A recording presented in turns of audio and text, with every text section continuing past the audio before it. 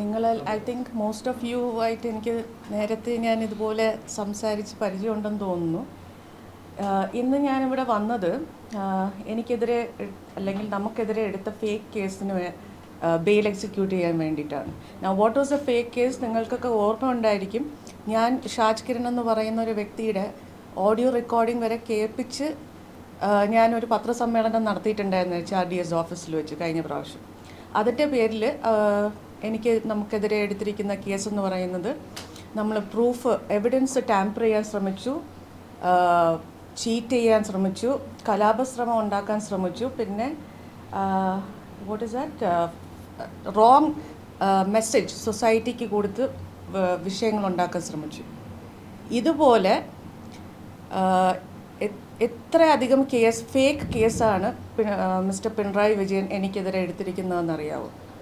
ഒരു കള്ള കേസിൻ്റെ പേരിലാണ് ഞാനിപ്പോൾ ബെയിൽ എക്സിക്യൂട്ട് ചെയ്യാൻ വന്നിരിക്കുന്നത്. കണ്ണൂർ മുതൽ ട്രിവാൻഡ്രം വരെ numerous cases have been charged against me based on no grounds. They confiscated my phone, they took away all the proof, and then they booked a forgery case against me.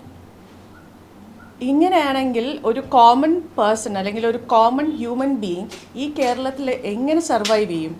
സത്യം വിളിച്ച് പറഞ്ഞതിൻ്റെ പേരിലാണ് ഞാനിപ്പോൾ corner to corner, court to court, police station to police station ഓടിക്കൊണ്ടിരിക്കുന്നത്.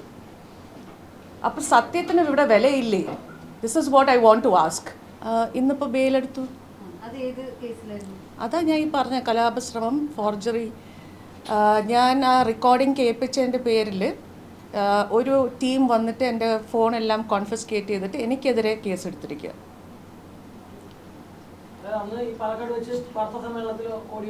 അതെ അതെ അതെ അതെ.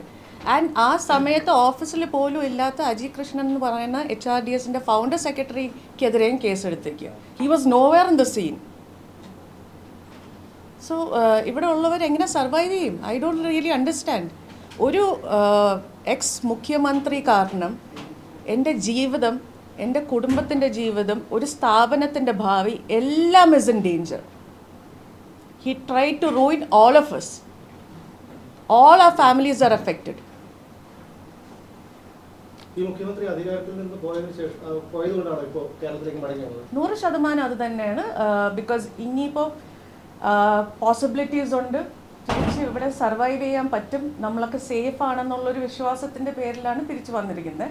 Of course അവർ rule ചെയ്തുകൊണ്ടിരുന്നപ്പോൾ അല്ലെങ്കിൽ ഭരിച്ചുകൊണ്ടിരുന്ന സമയത്ത് അവർക്ക് റെസ്ട്രിക്ഷൻസ് ഉണ്ടായിരുന്നു എന്നെ അറ്റാക്ക് ചെയ്യാൻ. പക്ഷേ ഇപ്പോൾ അവർ ഭരണത്തിലില്ലാത്തപ്പോൾ ഡബിൾ റിസ്ക് ആണെങ്കിൽ പോലും ഇപ്പോൾ അവർക്ക് എന്തും ചെയ്യാനുള്ള ഫ്രീഡം ഉണ്ടല്ലോ. ഇപ്പോൾ ഫോർ എക്സാമ്പിൾ ED ഉദ്യോഗസ്ഥർക്ക് പോലും സേഫ്റ്റി ഇല്ലാത്ത ഒരു സ്റ്റേറ്റാണിത്. അപ്പം but I am just taking that risk because I need to come back. എൻ്റെ മകനെയും കൊണ്ട് ഞാൻ തിരിച്ചു വന്നു, തിങ്കിങ് ദാറ്റ് ഈ പുതിയ ഗവർണൻസ് എന്തെങ്കിലും ഒരു ജീവിക്കാനുള്ളൊരു പോസിബിലിറ്റി അല്ലെങ്കിൽ ഒരു സാധ്യത ഉണ്ടാക്കി തരുമെന്നാണ് എൻ്റെ വിശ്വാസം. പുതിയ മുഖ്യമന്ത്രിയെ പോയി കണ്ടിരുന്നു?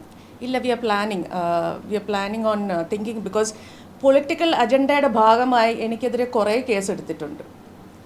നോട്ട് ദി എക്കണോമിക് ഒഫൻസസ്, അതുകൂടാതെ സത്യങ്ങൾ വിളിച്ച് പറഞ്ഞതിൻ്റെ പേരിൽ ഒരുപാട് കേസ് എടുത്തിട്ടുള്ളതുകൊണ്ട് I want to go and meet the home affairs minister as well as the chief minister.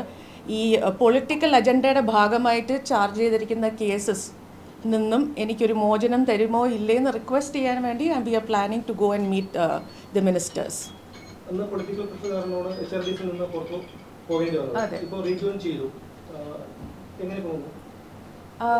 ഇപ്പോൾ ഞാൻ റീലൊക്കേറ്റ് ചെയ്ത് just settling down and then very soon I will be getting into the official responsibilities of HRDS.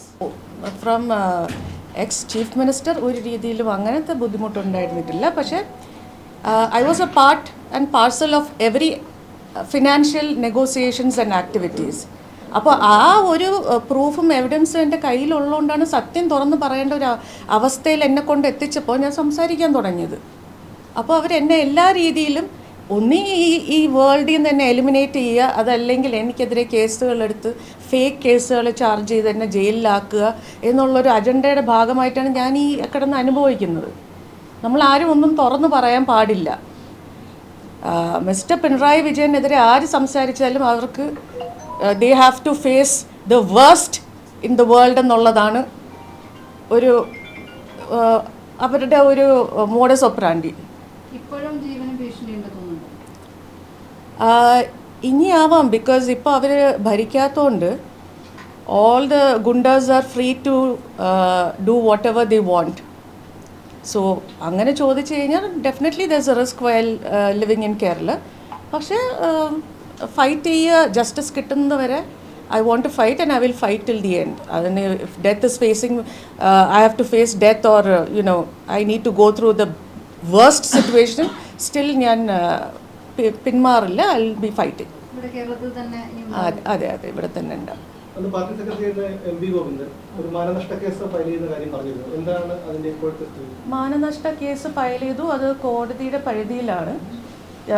അത് തന്നെ ഒന്ന് ചിന്തിച്ച് നോക്കൂ. ഞാൻ ഈ കമ്മ്യൂണിസ്റ്റ് പാർട്ടി റൂൾ ചെയ്യുന്ന 2016 മുതൽ when I was closely associated with them, ഇങ്ങനത്തെ ഒരു സർപ്രൈസിങ് ക്യാരക്ടർ എക്സിസ്റ്റ് ചെയ്യുന്നുണ്ടെന്ന് പോലും എനിക്കറിയില്ല. I don't know who's is MP Govindan. പുള്ളിക്കാരനെ ഞാൻ ആരോടും അല്ലെങ്കിൽ ഫേസ്ബുക്കിൽ പോലും ഡയറക്റ്റ് വന്നിട്ട് പറഞ്ഞിട്ടില്ല MP ഗോവിന്ദൻ എന്ന് പറഞ്ഞ ക്യാരക്ടർ എന്നെ പേഴ്സണലി വിളിച്ചു എന്ന്. ആരോ ഒരു നെഗോഷിയേറ്റർ വന്നിട്ട് ഇദ്ദേഹം പറഞ്ഞിട്ട് വന്നതാണെന്നേ ഞാൻ പറഞ്ഞിട്ടുള്ളൂ. പക്ഷെ അതിന് ഡെഫമേഷൻ കേസ് എടുത്തിട്ട് എന്താണ് പ്രൂവ് ചെയ്യാൻ ശ്രമിച്ചത്? I don't know. ഇതെല്ലാം ഗിമിക്സ് ആണ്. എന്തോ ചെയ്തു എന്ന് വരുത്തി തീർക്കാൻ വേണ്ടിയിട്ട് making me a scapegoat in every case and then making me a criminal. M.R. Ajith കുമാറിന് പലപ്പോഴും ഇതിൽ അനാവശ്യമായ ഒരു ഇടപെടൽ ഉണ്ടായിരുന്നു. അദ്ദേഹം ഇപ്പോൾ സ്ഥാനക്കയറ്റം കിട്ടുമെന്ന് അറിയുന്നു. എന്താണ് M.R. അജിത് കുമാർ സ്ഥാനത്തേക്ക് വന്നാൽ അല്ലെങ്കിൽ എന്താണ് പറയാനുള്ളത്? സേഫ് അല്ല. പിന്നെ he is not at all qualified to have അങ്ങനെ ഒരു കയറ്റം അല്ലെങ്കിൽ അങ്ങനെ ഒരു പ്രൊമോഷൻ കിട്ടാനുള്ള ഒരു രീതിയിലുള്ള യോഗ്യത ഇല്ലാത്തൊരു വ്യക്തിയാണ്. He was there in every conspiracy. ഇത് ഞാൻ എത്രയോ വർഷം മുമ്പേ പറഞ്ഞു തുടങ്ങിയതാണ്. ഇപ്പം എന്തായി? എല്ലാവരും പറഞ്ഞു ഞാൻ എന്തൊക്കെയോ അലിഗേഷൻസ് പറയുന്നു. പക്ഷെ ടെൽമി ഏതെങ്കിലും ഒരു വ്യക്തിയെങ്കിലും ഫ്രീ ഓഫ് അലിഗേഷൻ ഉണ്ടോ? തെളിഞ്ഞുകൊണ്ടിരിക്കുകയല്ലേ, ഓരോ കാര്യങ്ങളും തെളിഞ്ഞുകൊണ്ടിരിക്കുകയാണ്. അപ്പം M.R. അജിത് കുമാറിനെതിരെ എന്തുകൊണ്ട് ഇപ്പോഴും നടപടി എടുക്കുന്നില്ല എന്നുള്ളൊരു ചെറിയ സംശയമുണ്ട്. Why is the government delaying in taking action against that gentleman? I really cannot understand. ഇത്രയും വെച്ച് താമസിപ്പിക്കേണ്ട കാര്യം എന്താണ്? When everything is crystal clear in front of all of us, even common people also can understand what he has done. അപ്പോൾ എന്തുകൊണ്ട് നടപടി എടുക്കുന്നില്ല? എന്തുകൊണ്ട് നടപടിക്ക് താമസം വരുന്നു? It is really shocking and depressing though. ഭരണം മാറിയതിനു ശേഷമുള്ള ആദ്യത്തെ ഒരു മൊഴിയെടുപ്പ് അല്ലെങ്കിൽ ചോദ്യം ചെയ്യലായിരുന്നു കഴിഞ്ഞ ആഴ്ച വിജിലൻസിന്റെ ഭരണത്തിലും. കഴിഞ്ഞ ഭരണത്തിനും ഈ ഭരണത്തിനും ഉദ്യോഗസ്ഥരുടെ നിലപാടുകളിൽ മാറ്റം ഉണ്ടായിട്ടുണ്ടോ അല്ലെങ്കിൽ പെരുമാറ്റത്തിൽ മാറ്റം ഉണ്ടായിട്ടുണ്ടോ? പെരുമാറ്റത്തിൽ അങ്ങനെ കുഴപ്പമൊന്നുമില്ല. I mean they were very I was cooperative, so they were also well. ഞാൻ ഡിസേർവ് ചെയ്യുന്ന ഡിഗ്നിറ്റിയും ഡ്യൂ റെസ്പെക്റ്റും തന്ന് തന്നെയാണ് ചോദ്യം ചെയ്തിട്ടുള്ളത്. അതിലൊന്നും ഇതേവരെ ഒരു ഇതും ഉണ്ടായിട്ടില്ല. പിന്നെ ലുക്കിംഗ് ഫോർവേഡ് എന്തെങ്കിലും സത്യങ്ങൾ വെളി വരുമോ based on my evidence, based on my statement? നമുക്ക് ചുമ്മാ ഏതെങ്കിലും ഒരു വ്യക്തിയെക്കുറിച്ച് എന്തെങ്കിലും പറയാൻ പറ്റുമോ? ചുമ്മാ അലിഗേഷൻസ് പറയാൻ പറ്റത്തില്ല. അപ്പം ഞാൻ കൊടുത്ത സ്റ്റേറ്റ്മെൻറ്റ്, ഞാൻ കൊടുത്തിട്ടുള്ള എവിഡൻസിൻ്റെ ബേസ് ചെയ്ത് എന്തെങ്കിലും ഒരു പോസിറ്റീവ് ആക്ഷൻ ഒഫീഷ്യൽസിൻ്റെ ഭാഗത്തുനിന്ന് വരുമെന്നാണ് ഞാൻ പ്രതീക്ഷിക്കുന്നത്. M. ശിവശങ്കർ ഇപ്പോഴും പല ഒഫീഷ്യൽ മീറ്റിങ്ങുകളിലും പങ്കെടുക്കുന്നതായി കേൾക്കുന്നുണ്ട്. അതിനെ എന്തെങ്കിലും അതിനെക്കുറിച്ച് അറിയാമോ? ഞാനും പലയിടത്തുനിന്നും അറിഞ്ഞു that he is secretly working for mister Pinarayi Vijayan. ഇപ്പോഴും നോട്ട്സ് എഴുതി കൊടുക്കാനും എവിടെയൊക്കെ ഇൻവെസ്റ്റ്മെൻറ്റ് ചെയ്തിട്ടുണ്ടോ അതിൻ്റെ ഫോളോ അപ്സും ബാക്കിയുള്ള കാര്യങ്ങളും മിസ്റ്റർ ശിവശങ്കർ ചെയ്യുന്നുണ്ടെന്നുള്ള ക്ലിയർ ഇൻഫർമേഷൻ എനിക്കും കിട്ടിയിട്ടുണ്ട്. ഇനിയും ഈ പിണറായിക്കെതിരെ നിയമപരമായി നേരിടാൻ തന്നെയാണോ ആ തരത്തിൽ മുന്നോട്ട് പോകുന്നത്? 100%. ഒരു രീതിയിലും ഞാൻ പിന്മാറുന്നില്ല. ഇത്രയും നാൾ എല്ലാവരും ചോദിക്കുന്നൊരു ചോദ്യമാണ് എവിടെയാണ് സ്വപ്ന സുരേഷ്? സെറ്റിൽമെൻ്റ് ആയോ അല്ലെങ്കിൽ ഒരു പിന്മാറിയോ? It's not that. എന്തെങ്കിലും പുതിയതായിട്ട് ഡിക്ലെയർ ചെയ്യാനോ വെളിപ്പെടുത്താനോ ഉണ്ടെങ്കിൽ I definitely come before the media. I am not into any kind of settlement. My fight is still on and I will go on fighting till I get justice. പിണറായിയുടെ കുടുംബമായിട്ട് വളരെ അടുപ്പമുണ്ടായിരുന്ന ഒരു വ്യക്തിയാണ്. അപ്പോൾ പിണറായി വിജയന്റെ വിദേശ യാത്രകളെ കുറിച്ച് വിവരാവകാശ നിയമപ്രകാരം ചോദിച്ചപ്പോലും 8 യാത്രകളുടെ വിവരങ്ങൾ മാത്രമേ കിട്ടിയിട്ടുള്ളൂ. അപ്പോൾ വിദേശ രാജ്യങ്ങളിൽ ഇൻവെസ്റ്റ് ചെയ്തിട്ടുണ്ടോ, അങ്ങനെ അവർ എന്തിനാണ് പലപ്പോഴും, അതായത് 2020 ചികിത്സയ്ക്കെന്ന് പറഞ്ഞു പോയിട്ട് 13 ദിവസങ്ങളിൽ നിന്നും അവിടെ എന്ത് ചെയ്യുകയായിരുന്നു എന്നുള്ളത് അജ്ഞാതമാണ്. മടങ്ങി വന്നത് പലപ്പോഴും UAE വഴിയാണ്. അവിടെ ഇൻവെസ്റ്റ് ചെയ്തിട്ടുണ്ടോ, അല്ലെങ്കിൽ അങ്ങനെ എന്തെങ്കിലും? They have investments across US, Europe, and of course the Middle East. അപ്പം ചികിത്സയുടെ പേരും പറഞ്ഞിട്ട് യാത്രകൾ ചെയ്യുന്നത് അവരുടെ പേഴ്സണൽ വെസ്റ്റഡ് ഇൻട്രസ്റ്റ് എന്ന് പറയുന്നത് ബിസിനസ്സിൻ്റെ കാര്യങ്ങളും കൂടി നോക്കാൻ തന്നെയാണ്. അത് ഇറ്റ്സ് വെരി ക്ലിയർ. ഞാൻ എൻ്റെ 164-ൽ വളരെ വ്യക്തമായിട്ട് എല്ലാ കാര്യങ്ങളും പറഞ്ഞിട്ടുണ്ട്. ബിക്കോസ് പല പ്രാവശ്യവും ഞാനും അതിൻ്റെ ഭാഗമായി ദുബായ് പോയിട്ടുണ്ട്. അതുകൊണ്ട് ഐ നോ വെരി ക്ലിയർലി എന്തിനാണ് മിഡിൽ ഈസ്റ്റിൽ പോകുന്നതെന്ന്. സാധാരണ ഈ രാഷ്ട്രത്തലവന്മാരുടെ ഭാര്യമാരാണ് ഇപ്പം അനുഗമിക്കുന്നത്. മുഖ്യമന്ത്രിയുടെ ഭാര്യ അനുഗമിക്കുന്നത് കേരളത്തിൽ മാത്രമേ ഉള്ളൂ എനിക്ക് തോന്നുന്നത്. അപ്പോൾ അതേക്കുറിച്ച് എന്താണ്? കാരണം മേഡം കുടുംബമായിട്ടും അവിടെ കമല മേഡമായിട്ടും ഒക്കെ വളരെ അടുപ്പമുള്ളൊരു വ്യക്തിയാണ്. Well, she is actually trying to behave or act or try to prove to the society that she is the first lady. US president വൈഫാണ് അങ്ങനെ പോകാറ്. അപ്പോൾ ഒരു സംസ്ഥാനത്തിൻ്റെ എക്സ് മുഖ്യമന്ത്രിയുടെ വൈഫ് ഫസ്റ്റ് ലേഡി ആയിട്ട് പെരുമാറാൻ ശ്രമിക്കുന്നത് അത്രയും power. She is the one who's deciding things. Mister Vijayan I don't think is so powerful like his wife. കാര്യങ്ങളൊക്കെ തീരുമാനിക്കുന്നത് CM രവീന്ദ്രനും M ശിവശങ്കറും കമല മേഡമാണെന്ന് മാധ്യമങ്ങളിൽ മേഡം പറഞ്ഞതായിട്ട് കണ്ടിരുന്നു. 100% എനിക്കറിയാമെന്നുള്ള കാര്യമാണല്ലോ. അവരാണ് നോട്ട്സ് എഴുതുന്നത്. പത്രസമ്മേളനത്തിൽ അല്ലെങ്കിൽ ഒരു പദ്ധതിയെക്കുറിച്ച് എന്താണ് സംസാരിക്കേണ്ടത്, അതിൻ്റെ സ്ട്രാറ്റജി, അതിൻ്റെ പ്ലാൻസ്, അതിൻ്റെ ഇംപ്ലിമെൻറ്റേഷൻ എങ്ങനെയാണെന്നുള്ളത് ഇവർ 3 പേരും തീരുമാനിച്ചിട്ടാണല്ലോ ഇത് കേരളത്തിൽ വെളിയിൽ പറഞ്ഞത്. കേരളത്തിലെ ജനങ്ങൾ അറിയുന്നത് ഇവരുടെ ഹാർഡ് വർക്ക്, ഇവരുടെ ഹോം വർക്ക്, ഇവരുടെ പ്ലാനിങ് ആണ്, ഇവരുടെ മാസ്റ്റർ ബ്രെയിനാണ്.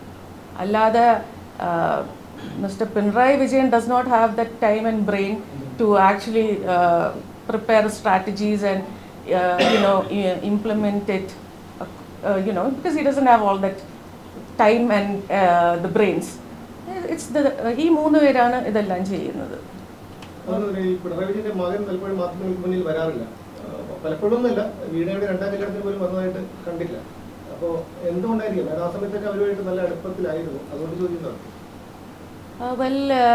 അതിനും വേണ്ടിയിട്ടുള്ളൊരു ഇമ്പോർട്ടൻസ് ആ മകന്. അദ്ദേഹം മാധ്യമങ്ങളുടെ മുന്നിൽ വരരുത്, അദ്ദേഹത്തിന്റെ മുഖം മാധ്യമങ്ങൾ കാണരുത് എന്ന് നിർബന്ധമുണ്ടായിരുന്നു.